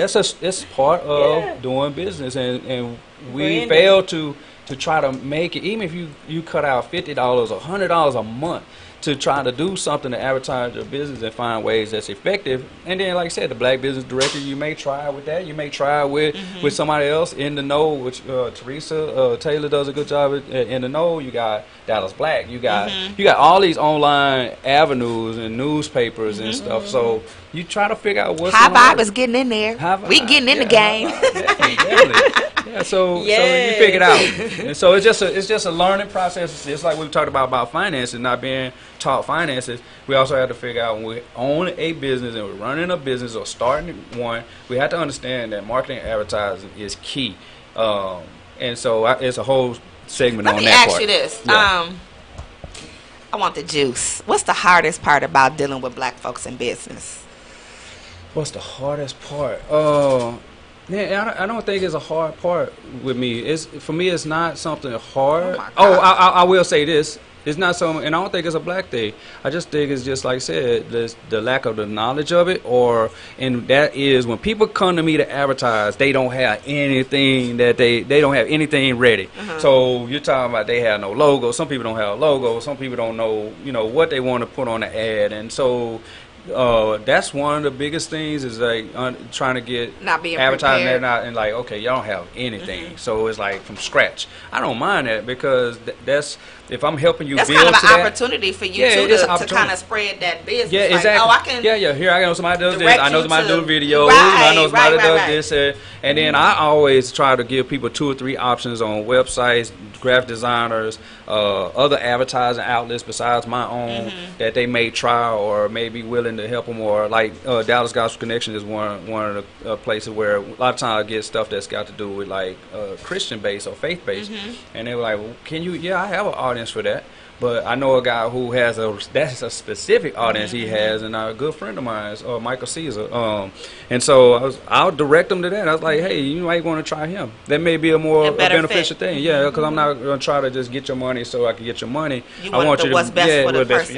For your business. Yeah, exactly. So how did you? What made you get into this business? Like, okay. Well, it was one thing. Well, like I said, I came through a hard knocks graphic design, newspaper layout instructor, Cheryl Smith, over at Paul Quinn College, who she owns a couple of newspapers. She used to be a KKDA. But anyway, so she was real strict on our layout and design, and things had to look good and right, and it couldn't be fuzzy, it couldn't be blurry, it had to be perfect, right? And so then I went into newspaper business, worked in television for a minute, and so at the time we was talking about this, the Black Pages was out, but back then the Black Pages was a black and white like booklet. It was and it was like the quality of it. When I looked at it, everywhere I went, I was go to the Black Chamber, I see it in there, and I like it was a good idea like for that, but it was like it was to me when I looked at it, it was almost like I felt like bad. I'm like, damn, this is not the quality of, like, we should be at a higher standard, a higher level, and we should have better quality for our stuff. And so I was at an Asian market, and it was a Asian business directory that was out, full color, all gloss, just like this, right? And so I called the lady, the owner. I turned to the back and found the owner. Called her as a Korean lady, and named Mindy. And so Mindy, I asked her. I said, "Hey, I wanna. This is because when I picked the book up, I was like, damn, this is what I'm talking about. Why we don't have something like this? Why does everybody else have better quality? Yeah. And so I called her, and she told me right then on the phone. She was like, "I'll meet with you only because when you were at the Dallas Weekly newspaper." So you already knew who she was? No, I didn't know this. She said they were calling a bunch of the black newspapers in Dallas, asking them to partner up for a multicultural kind of program. And I was the only one who accepted the call and did something for them that helped what they were trying to do. And so for that, she met with me. So you never know, like. And basically, I bought the licensing rights from her. So just where it say this B, it was an A, and where it was black, it was Asian. So I cut down by just doing the sub licensing. I cut down like thousands and thousands of dollars of recreating everything, thousands and thousands of dollars of getting everything together, and I started like in less than 2 months, and was ready, full blown websites, everything, the book, everything, just all in one. So I started it because that's and I left the Dallas Weekly. I went in Mr. Washington's office, and he's like, when I walked in, I said, "You got a second?" He said, "You about to quit?" I'm like, "Yeah, I think so." He said, "How long?" I said, "Probably in a week." He was like, I said, "But I'll stay around, hang around, help you, transition till you find somebody." But yeah, I'm out. I'm going to start this, and so I've been doing that since then. That's good, though. So, but yeah, that's wonderful. Yeah. And we don't allow, like I said, when people try to send stuff, man, you won't see fuzzy and cloudy and nothing. We try to make sure everybody's ads is tight. Thanks to that teacher at Paul Quinn. And done what it's supposed to be and how it's supposed to, so that we have quality stuff. Now we just expect and ask for everybody to have quality customer service, quality products and services, and do your best to, like I say, when you make a mistake, own up to it, make it right, just like anybody else was in business. If you go somewhere and you go to a restaurant and they ain't cooked the steak right, you say, hey, you didn't cook the steak right. I want you to redo my steak. Yeah, I need a whole nother one. You know what I mean? We start this over, and most of them when they're really good business, give them the opportunity to do that. They'll comp your meal, and then some of you give you a discount to come back. So it depends on what level of customer service you want to take it, but you know, you try to do like more. So that's it. So when you because I know just the different things that you've done in the past and what you're doing now, you get to see all stages of a business. Okay. Right. So you said that one of the most challenging things, not really challenge, but areas of opportunity is we don't have our stuff together when we come. But what do you think are the steps, maybe like the first few steps to a successful business? Like what are we missing? The business plan first, as tedious and as hard as that might be, or whatever the investment might be, man, if you'll save a lot of money by doing and that. It will give you an advantage so that you can really see what you're supposed to be doing. You can compare yourself to other people who are doing what you're doing, and you'll have some type of forecast or idea of what's about to come, and you'll realize that it's a budget kind of situation for everything. And you might even realize that you're not ready to go in business yet, because it may be saving you from folding your business as soon as you should. Because like I said, when I first started, I didn't start with a business plan. I just had a lot of hustle, had a lot of connections, and God was just kind of on the whole path to that. But to this day, I know I wouldn't have had to borrow $10,000 out of my wife and I's money to start this business had I done it the right way, because I realized, okay, I need a business loan, or I need to find some investors, or I need to figure out something different. I shouldn't be putting all this money in and putting myself in a serious hole to start, because when it first started, it was like up and down. It started good, and then I quickly learned. That's most businesses. Yeah, and you quickly learn, like, there are ups and downs. There are seasons of business, and especially with marketing and advertising. It's pretty much the same from newspaper to print to whatever. I mean, it's going to be these up and down seasons. Very trendy. And so I had to figure that out. So a couple of years, I was like, dang, every summer, I was like, sucking wind on figuring out what I was going to do next and trying to be more innovative. So first is business plan. That's automatic. Then the second thing, and the next thing would be just really, once you have your business plan, because that's going to tell you your mission statement, what your purpose is, why you're doing something, and then you can, and the word plan. You have a plan in place for your business. Exactly. And so the other is like getting anything that you're going to be having everything match, or example. I remember I was at a table with a bunch. It was a bunch of businessmen. I was about to say white guys, but it was mixed. But somebody came and they were giving us cards because we was at a thing, and so a guy came out and said, hey, I want to introduce myself. And so one of the guys, it was a VP or something, he's like, let me get your card from. Gave him a card. He put the card down. The card was horrible. And then he was saying he had a business. So just, I'm going to use this example. HighVibe, right?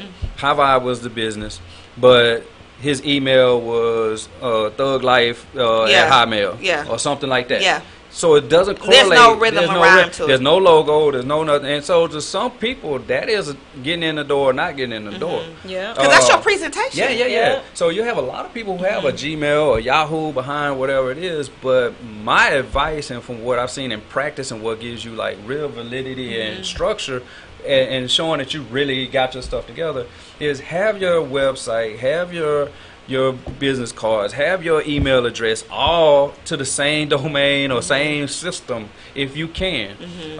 That's not they don't necessarily have to be that way, but if you do that at the beginning of the practice, that's a good start. And then once you do that, then the other steps has to do with like really finding resources or shortcuts.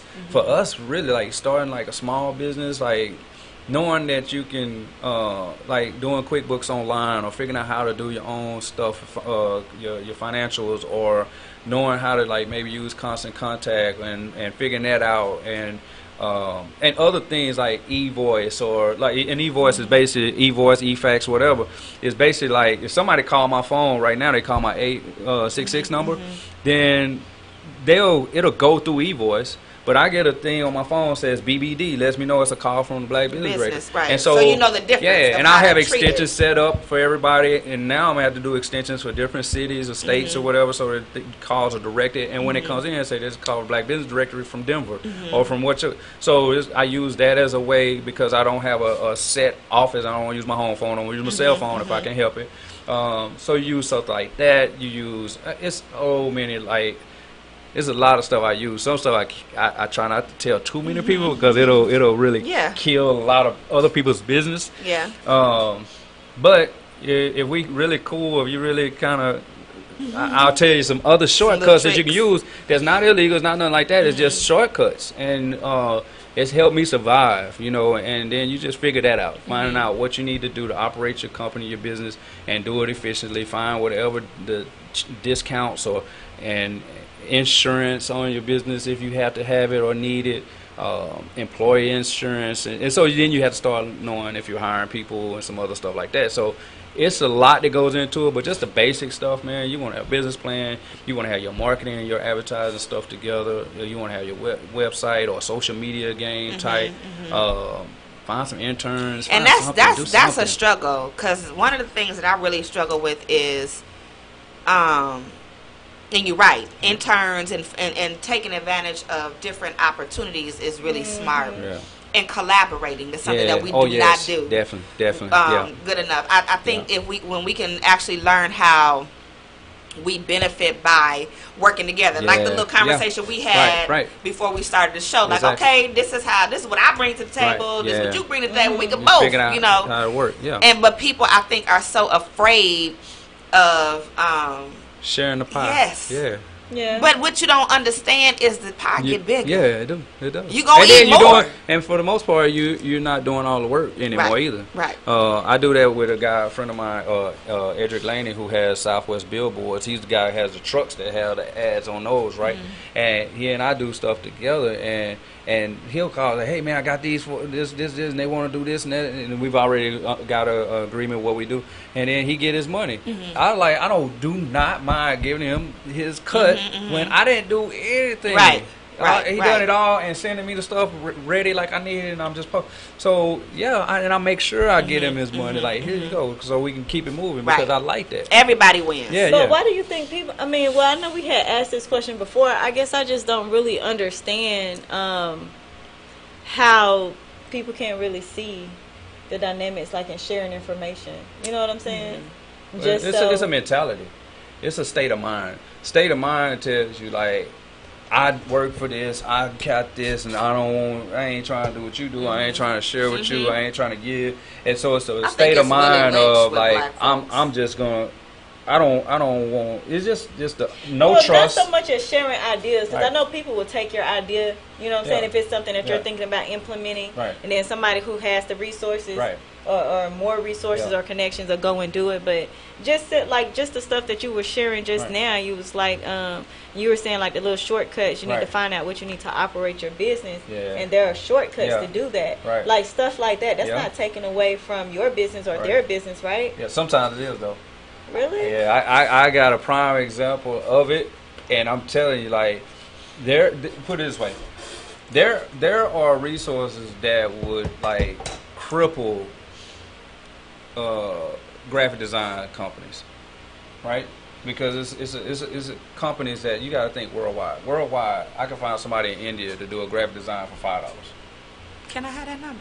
See what I mean? And so then it hurts the graphic designer that I work with here. Who have to work, and it is a reason why they charge. Oh, so that's kind of like sending business overseas. Yeah. That's that concept. But it's saving your money. I don't believe in that. I don't believe in that fact of like I'm sending my money across seas or something like that to that degree, because I think worldwide. I think the whole, until we can reach some other planets and some other creatures. I'm worldwide, and what I do. So you're not limiting yourself to. No, I would not do that. Okay. You know what I mean? Now, what I am is I'm kind of selective on who I choose, or what country I choose, or whatever I might use as that, because I got South African people who are, Africans, people who were born in Africa that I use for a lot of stuff, right? But if you see them, you wouldn't think they was from Africa. They walk through the door, and it's not like Theron or nothing. Like it's not a white person, but it's like African, somebody that's right from Zimbabwe or wherever, and you wouldn't think you think that they just here. But for me, they're African. They're as much African as we are. Like, really, I'm saying, you know. So, do I not do business with them because they're not African American, or what do you? So, are they black Africans? No. I guess that's why I'm kind of confused. Because I know in South Africa, there are a lot of Caucasian people there. Yeah. You know, so I was just trying to connect. So that's what I mean. Like, when you start like figuring out some of the shortcuts, and you just want to go straight pro-black, like I said, African. Do you think that that's detrimental to us though? Some of us, where we just want to deal with black folks. I don't know about detrimental, but what I'm an all-inclusive dude, man. I can't be anything else. I own the Black Business Directory. I grew up in South Dallas. My dad's black. My grandmother's black. My whole family's black. Yeah. But on my other side, my mom is French, Indian, and German. Right? I'm mixed. I'm biracial, and if a riot started, I know what side I'm fighting on because I wouldn't have no choice because that's how I grew up. You know what I mean? My mom grew up that way. Like as far as like when she chose to be with my dad, we lived in South Dallas, right in the heart of South Dallas. You know what I mean? So all our life, that's kind of the mentality. So I am not an. That's why I was talking about earlier. Like, do we get to a point where we flip it and we become where we don't want to deal with other people and become racial to other people? Like, we're not spending my money with you at all. We're not going to be inclusive. We don't want to. I mean, is that the end game, or is it still the unity of all people? And so then that's a whole different level. But well, I mean that's just how it's. On the basic level, I think so. Yeah. Very basic, but I'm not talking. We ain't that ain't the and that's not majority either. You but I'm kind of torn with that idea because, like, in a perfect world, I would like to live in a community where everybody is just love and rainbows and everybody is But then that's not what that is. On the flip side of that, it's like, well, you are kind of limiting yourself and your business if you only accept, like my summer program, Journey Through Africa, right? Like, okay, initially that was designed to debunk the stereotypes of people from Africa, right? But it was to teach black children about the continent and the cultures there, right? So that they won't have all these stereotypical ideas, right?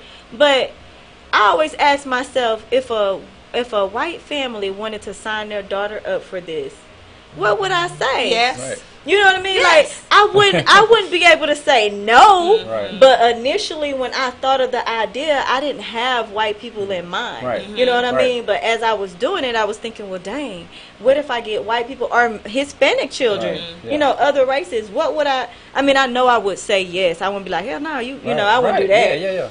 But I'm just saying, like, like on hindsight, I'm thinking, you know, whoa. Yeah. Like, I wasn't, you know, like I wasn't prepared for this. So just think of this.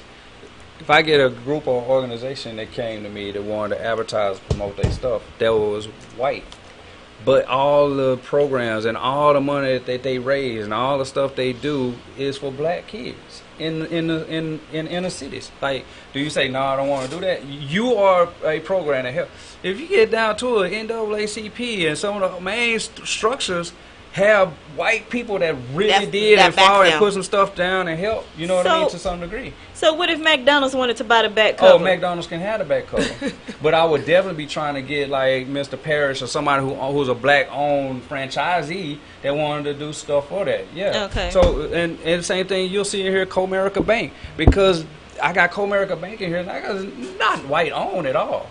But one of my best friends, or a person I've really gotten to grow close to, is the senior vice president of a community services for Comerica Bank. So he and I are tied tight when he's doing stuff, and his whole essence is getting Comerica's money to put into communities that wouldn't normally get that access. And so the programs that they do with financial literacy for kids, and they do all kind of libraries and all kind of great things that help scholarships and other things for not just black people, but for all minority groups. You know what I mean? So really, I guess in essence, it's like, okay, so the way that you can kind of counteract that is to make sure that companies are doing things that stands, I guess, with your belief system. Right, exactly. And if you look at our website, you go to our website and the listing, the main thing that it tells you is like they have to select, are you black owned? You know what I mean? And I got it in 2 places, so you can't like accidentally miss it. So therefore, you know, when it's some businesses or companies or organizations that is listed in our directory, which happens maybe 2%, maybe if that's even high. So 99% of all listings in our directory are black owned, right? But then you have some stuff like it might be some kind of corporate umbrella that the people who are advertising or listing under us work for, whether it's State Farm or whether it's some kind of other place or law firm. Like there's law firms that are white owned. The main people names on it, white people, but they got black attorneys who have their own like. So the empowerment still.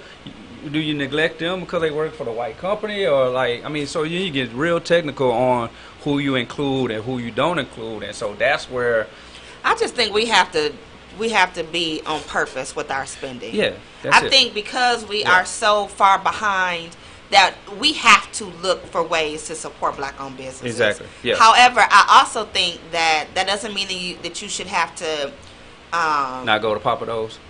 Because I'm going to Papa Do's. I'm going to have Starbucks. to Starbucks on punishment right now. Yeah, right. I might go back after the tween I done made when they take them classes. Right. Me and Papa Do's still kind of cool right now. I think you're right. But it has to be intent. Like, we have to be on purpose. First option. Yes. It's got to be a first option. But I don't think that means we have to sacrifice good customer service. Right. I still want my product to be good, on time, professionally delivered. Right. I want to be able to have those relationships to say, I want to be comfortable with saying, hey, this is not what I asked for. Right.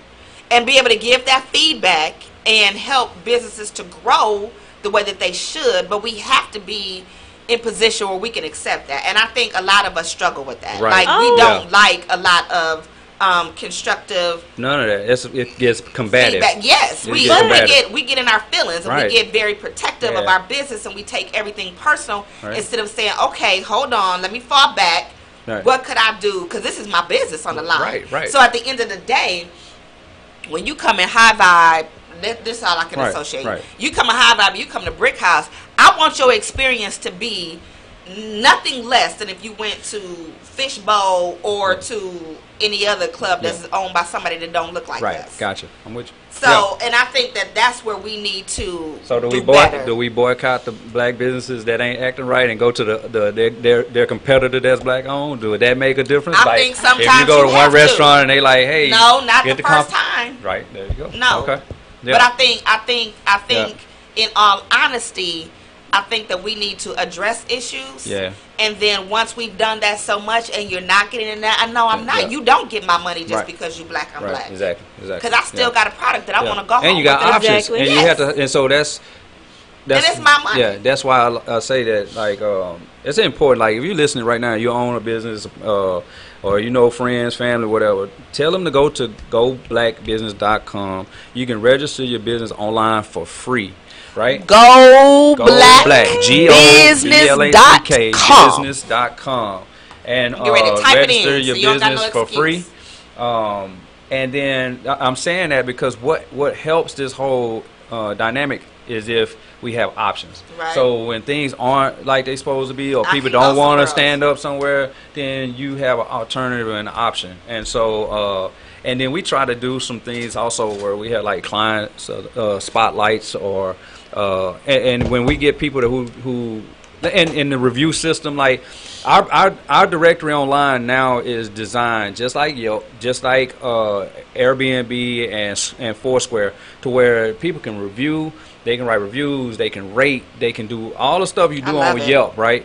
And so that will help. So when you go to these places, and it takes the time out to rate them, tell us what you like, what if they had good service, or if it didn't. You know, you try not to bash, like I said, have some type of but constructive feedback. Wherever is very we go, different than if I go to a sushi restaurant, I guarantee you, if they ain't serving stuff right or if it's some bad, my wife is on it. Yeah, she's putting reviews right then, and she's supposed to. And it's honest. It's not with hate. It's not with no type of like thing. It's just like, hey, and y'all need to take it. People appreciate that. And you have a chance to to comment on those reviews. The owners of those places get to comment to say, hey, you know, we're sorry you had a bad experience. Please come back. This is the good customer service that I've seen before in the past. Hey, we're sorry that you had that situation happen.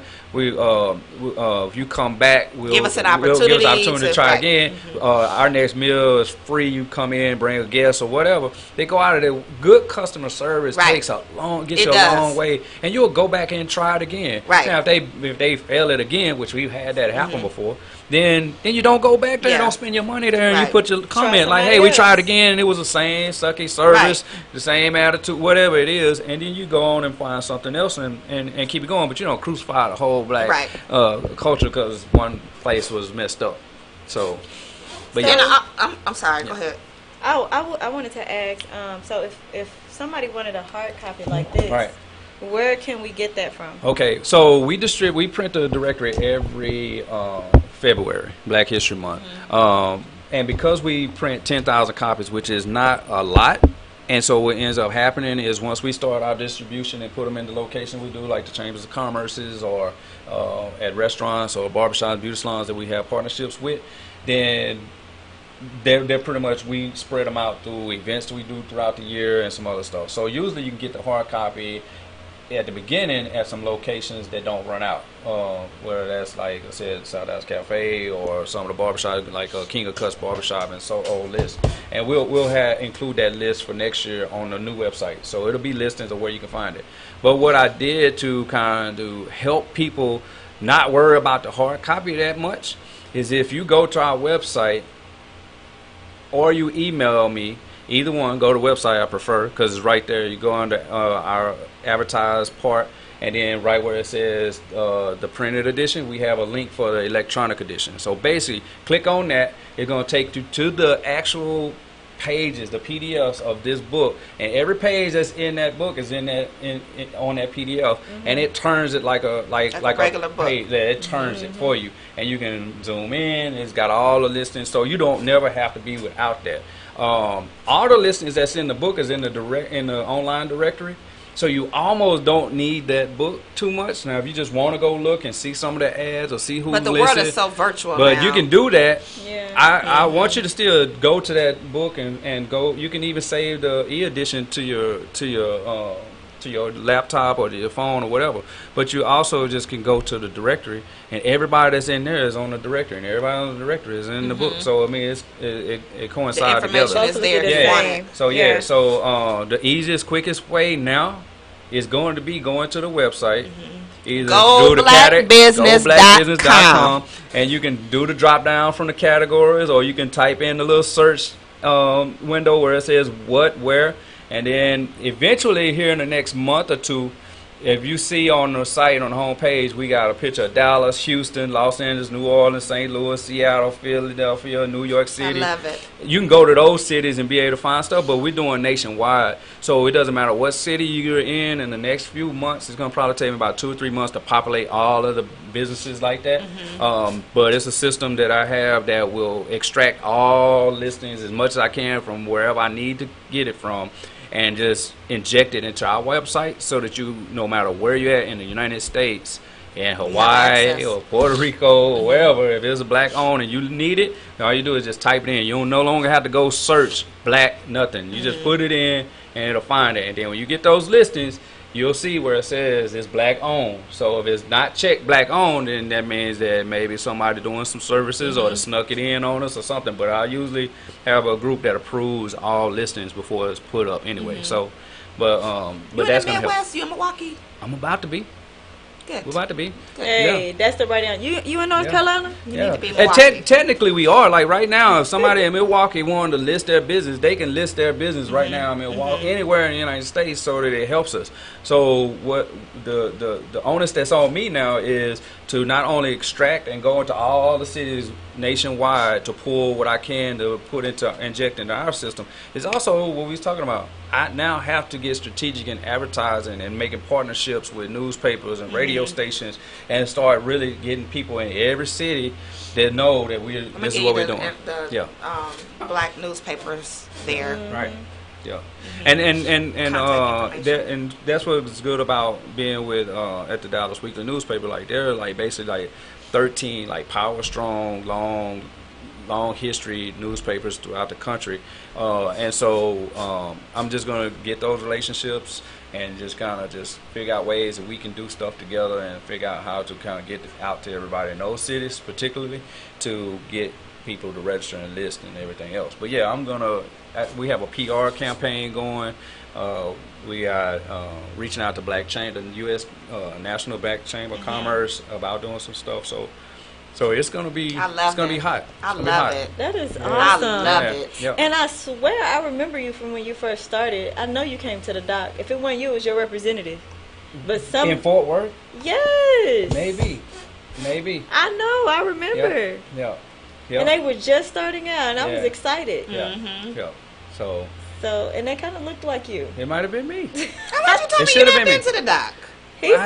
But like I said, she said when I first started, there's no telling because I was really hungry and trying to get it. Yeah. So I probably was all over the place at that time. So yeah. I believe that they were light skinned and they were just like you.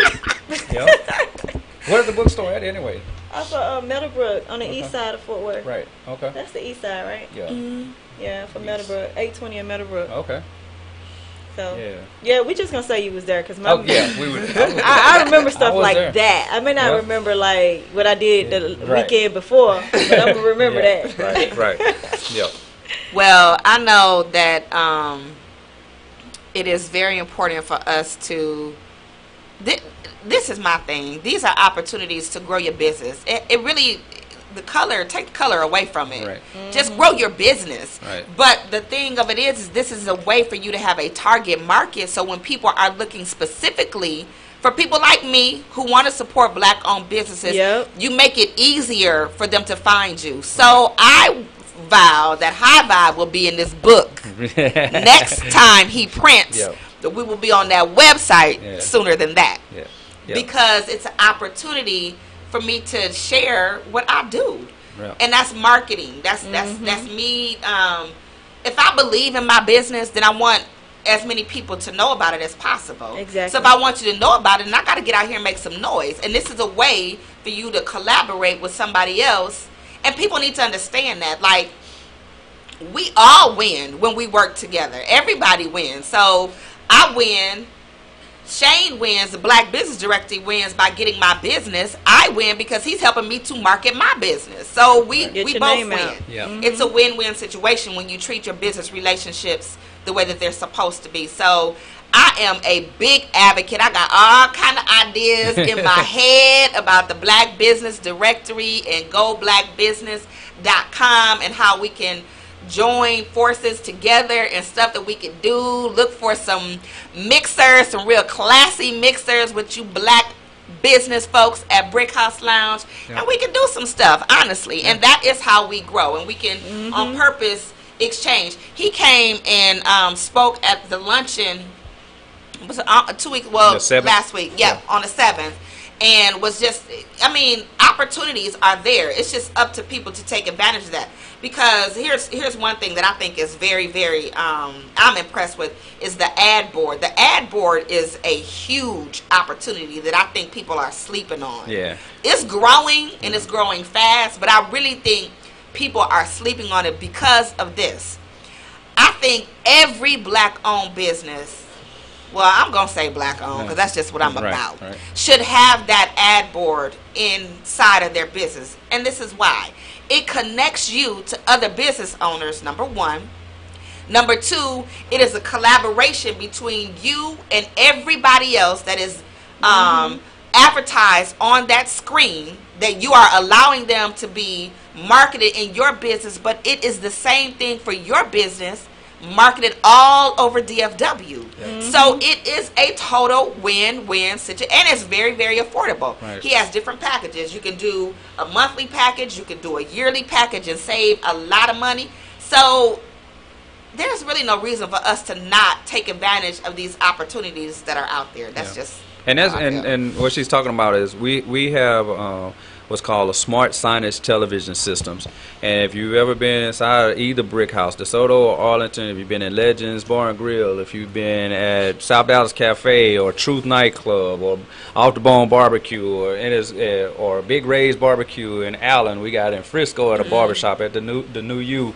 So what it is, these television systems that we have, is basically like a big television like that up there. You can look at basically is running advertising on it, right? And so like you said, you can have static ads if you want to do video. We have prices and rates for video that you can run, and it is and let me give you this. Texas is usually 2 years slower than a lot of other things. It always has been. That's why that's why we celebrated Juneteenth 2 years later. And I think that's like it keeps that same thing, because I go other places, all around the country, right? And things are like a little more progressive on things, like, and so I don't know what it is, but whatever it is, the billboard system, the smart signage televisions in other cultures, you don't even recognize it. But if you just stop and just pay attention, if we say, hey, from now on, everywhere you go, whether it's at a building or whether it's at a hotel, if you see a television and it's displaying some type of advertising, or if it's telling you the direction to go to whatever meeting or media room, or if it's showing anything like that, if you're on the elevator and you see something showing some ads that's got to do with news, or if it's a video talking about the temperature or whatever it is, if you're in Walmart and you're at the register and you see a television monitor with the ads running on it, that's what this system is. So all around us is happening, but like you said, we haven't caught on how effective and where that's going, right? And I've been to a couple of the conventions that they host here, and they have a huge one in Los Angeles every year. In Vegas. And so it's about digital display and where it's going. That's why now you're starting to see on the highway. You've been seeing it for a couple of years now. Now it's not just that static ad on the highway. Now it's a digital board that changes throughout the day and throughout like the next minutes.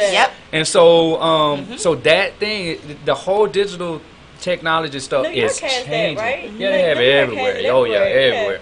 And so I've seen it in cabs. I've seen it on trains and buses. And so what I'm saying is, like, we are, as far as I know, we are the only black company that has these billboard systems in the Dallas area. And I will give a shout out to Darnell Smith, who owns Business in the Black. I saw him. Darnell is the one who introduced me to that whole smart signage television concept. I mean, he and I used to partner and use his software that he designed, and that's how I started. And then I migrated from that into a Samsung, which has a different technology that allows, like, the television systems at the nightclubs or wherever we have them, they come on by themselves. There's time. They turn off by themselves. Their time. It's low maintenance. And it's like it's really it's darn near no maintenance. And we select locations and businesses, and even inside the business, the locations that we feel is going to get the most visibility and the most eyes seeing it. And so people always ask, like, well, how effective is it? Or how, and like, man, you are in front of captive audience at the barbershops. People sitting down getting their hair cut, and the system is just rolling. So you get this chance. It's almost like subliminal messages. Yeah, and it's a great branding. It's not expensive. It's at all. And so there's a branding opportunity. There's always the call of action. So if you have events coming up, or if you have something else going on that you want to talk about, I mean, it's there, and it's, like I said, it's cost effective. It can actually be like $20 a month, per location, and so it's all kind of ways for you to get out there. But it is one of the things I'm hoping that it catches up, because we're looking to expand that just in the Dallas-Fort Worth area. It's so, I want to go east to west, so I'm trying to get Irving, a little more in Garland, and so some more salons and barbershops and restaurants, and I'm trying to all the locations we have all black owned. We only our locations are only in black owned locations. I got about 5 of them in my head that I've been thinking cool. of want to enter. And what it does for the person, like, say at the location, like even like ones like at Brick House, for example, for them having a system in there, they send us ads that all the stuff today. So you self promote what you got going. At South Dallas Cafe, they got the senior citizens menu and some other stuff. And so you able to we allowed for you to advertise what you have inside, so that people know what else you got going. And then we put, because all of our flyers are on there. Yeah, and we put your ads inside other locations for being a part of our system, so that you're now advertise in other places that's not competitors. So we don't put truth inside Brick House or Brick House inside truth or Legends and all that. But any other place like the restaurants or barbershops and stuff like that, we make sure that we run the stuff. So it works. I do. That's cool, and I have noticed those TVs. I just haven't really. Like you said, I noticed them, but it's subliminal messages, though. Pay too much attention to it. And it's gonna. I mean, like even ad companies. Like I said, I've been to the places where even like the big corporations are now having this, like what they call DOE. It's like a digital out of office advertising or something. But it's basically where they're starting to put money away from print and into the digital spectrum, and this falls on the digital spectrum where they're putting money into these digital billboard systems. And so that's why you, like I say, you see them on the highways now, and you see a bunch of people advertising. I mean, that's the way of the world, though. It's progressive, and so you have to be able, and that's another thing with business. I think another thing that we need to do to keep our businesses competitive is you got to be able to go with the trends. Yes. You got to be able to keep up. You don't want to be dinosaur in this day and age. Like, you really got to know, like, okay, what can I do to stay popping, and what's trending right now, because that's how people are going to know what you're doing. So, for example, if you are marketing straight to people that's 20, I say 5 and younger, Facebook really is not their place. That's so old to them. Yeah. Like, that's what old people are. Like, that's safe for us because it's easy. We got it now. It took us a little while. That we good. We don't want to learn nothing new. We didn't but you gotta figure out Instagram and Snapchat and Twitter, all kind of stuff. Names I don't even know because it's some stuff my brain can't even handle. But what I'm saying is, in order to be effective, you need to research your business and always find out what's trending, what's popping. So, and here's a tip. Then you were talking about some of the difficulties. One of the difficulties I run into often is we have a lot of the people who want to really advertise with us are usually older people, right? That's been in it for a minute, had their place, and they're trying to kind of put their foot in that water of digital and trying to get into the social, but don't know how or whatever. And so we're constantly trying to figure that out and transition them into explaining what it is and how it works, and so a tip is you can't be afraid of it. And I'm gonna do a lap. So this lap starts here. My daughter He telling me to learn Instagram. My daughter is 18. All her friends, their big thing, their whole stuff is Snap, right? It's Snapchat. And so she went to LA for a couple of weeks during spring break.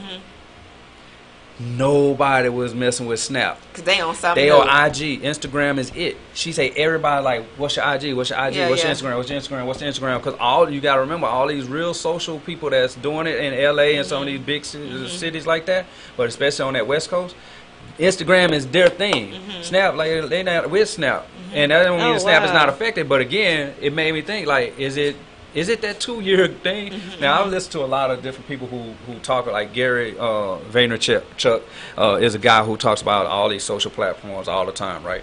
So I listen to him, and he explains to what's the benefits of what, and he says that Snap is really, Snapchat is really like about to be one of those, it is a major situation, but it was just an example of my daughter thought Snap was it.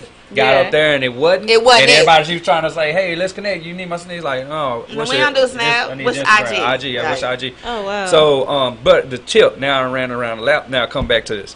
The tip is for people who are uncomfortable, who don't have time, who don't want to feel like they want to kind of really understand all the social media aspects of for your business. I'm just talking about specifically for your business.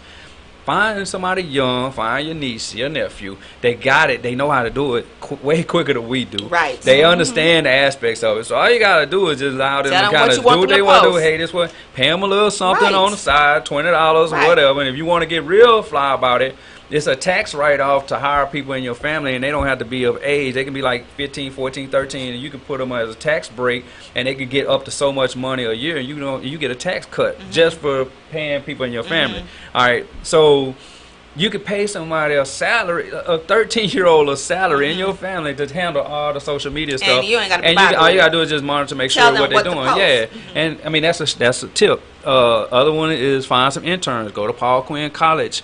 I was a big supporter of Paul Quinn College because that's where I graduated from. And then, like I said, Dr. Sorrell and them are doing a wonderful job over there. But find some interns and find some people that you can train or kind of and figure out ways. You know, it's one thing about getting free labor or whatever because you give them experience and things like that. But if you can figure out a way, people who want to be in the industry, they need to learn. Yeah, give them some money. Let them earn something. Give them some money. Give them a bonus. Let them get them on quota if they hit it. Give them something. You don't have to pay them. Because they helping bring you some money. Yeah, try to pay them in tickets or concerts or something. Do something. Right. So yeah. All right, y'all. Well, it is 9:54. We had a good show. Yeah. We're going to do our wrap-up. So the way we do, Shane, is we kind of just go around the table. Solar has to start. She doesn't want to. She's going to say, why do I have to start? With the final thoughts of the night, and then we close it up. So what you got, sis? Drink this water first. Get a little sip. All right. What you got? So, as always, I definitely understand the concept of having a black-owned business directory, and I understand the concept of not so much as putting yourself like in this pot, I guess, of only making it or making your business, whether it's the black business directory or any business, exclusively for a certain group of people. I totally understand that and get that. However, it is necessary that we intentionally spend money with people that look like us, because our I think at one point it was like a nickel or something that circulates in the black community one time, and then it leaves the community. So our communities are suffering, our businesses are suffering in most cases, and so we definitely need to try to support our own as much as possible. And again, I learned so much here on the Black of the Berry. I took notes, so I'm definitely going to try to implement some of these things in my own business. And I suggest that those of you that listen, you should do the same and also share the information as well. And share the video. Yeah. What is it? The video. Video. I thought it was. You would say podcast or something like that. Just share it. Yeah. Right. With your friends. Okay. What you got, Shane? Well, first of all, thanks again for the opportunity. Lotus has brought me in like a few times on some things, and it's always good to connect with people who are looking at things in a bigger perspective, and with the energy and the love and that whole community kind of situation, right? Helping each other, help one to grow and to help each other grow. So thanks for that opportunity and this opportunity. And yeah, the thing I want to say is, like, for me, we have, like I said, that I love the word, like, having that intent to spend, having that as your first option. So when you're thinking about McDonald's, try to think of somebody else first. Maybe Henderson Chicken or Williams Chicken or maybe Southhouse Cafe or Michelle or whoever else, something. Brickhouse Lounge, whatever. Try to figure out ways, like, let that be like the first option on your thought list, because it's important, especially if it's something like you can do, and then for me, more than anything, for us to have the options, like I said, it's no excuse for you not to list your business on the website. It's not a charge to list on the site. It's free, and you got to remember, this is a brand new website that's about to. Basically, has gone like global, but we'll keep it national. It's a national business listing directory. Before it was just Dallas. We had an average of 168,000 visitors a month. Before it went national. So you can only imagine. And so you have to be there the exposure because for your business. It's going to give you the opportunity and the exposure, and it doesn't cost you anything. So you can list your business, like say you own a restaurant, list your business. Somebody coming to Dallas or somebody in Dallas and they looking for a business close to them, or if you're in DeSoto and you listed that you're in DeSoto and they pull up their app, it's going to show them the closest thing in DeSoto. And if you're listed, you show up.